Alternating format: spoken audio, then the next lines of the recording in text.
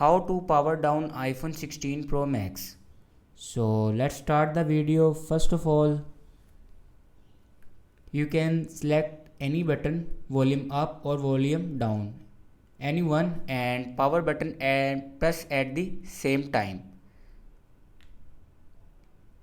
And here you can see your power mode will be here. If you slide this button to right side, it will be power off, and then go back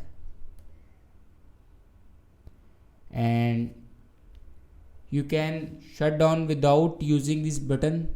Then simply go settings and open general and scroll down last. Here you can see the option shut down. If you want to shut down, then simply click on shut down, and here you see the option, press and slide this button to right side, it will be powered off.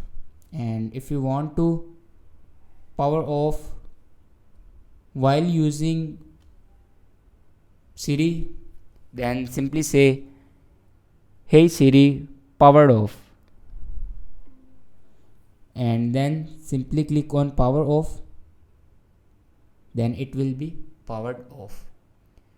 And then press and hold power button to start the phone. So this is the way to power down iPhone 16 Pro Max. Thanks for watching this video.